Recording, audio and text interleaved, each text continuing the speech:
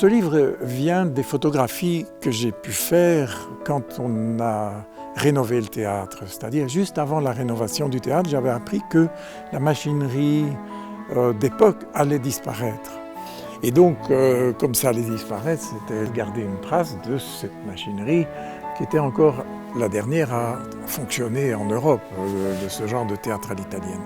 Il y avait des belles matières, il y avait des architectures extraordinaires avec ses poutres, avec ses cordages, avec ses passerelles. Pour moi, c'est un univers fascinant. Le format carré, c'est mon format de prédilection. C'est un format qui me convient parce que ce sont des images qui ont une sorte de stabilité. Mais j'ai travaillé alors aussi en noir et blanc et en couleur. Le noir et blanc surtout parce que c'était toutes les structures, les charpentes, tout ce qui était lié à la machinerie ancienne. Et la couleur plus par rapport au rouge et or qui est typique du théâtre à l'italienne. Voilà des films mais encore installés, ceux-là. Pascal Joris est un des techniciens du théâtre, mais je l'ai connu au moment où je faisais les prises de vue parce qu'il a déjà, lui à l'époque, il travaillait sur cette machinerie avant qu'elle soit complètement rénovée et qu'elle disparaisse.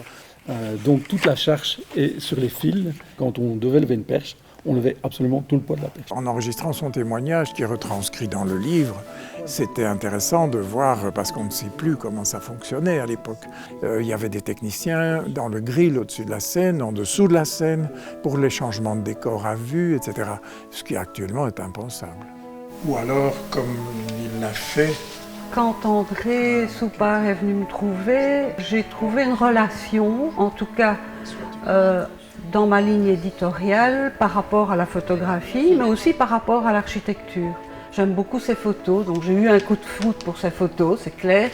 Et puis, je trouve que la manière dont il a pu réaliser tout ça, en mettant aussi des textes fort intéressants, avec la participation de Xavier Canon, de Pierre Loos.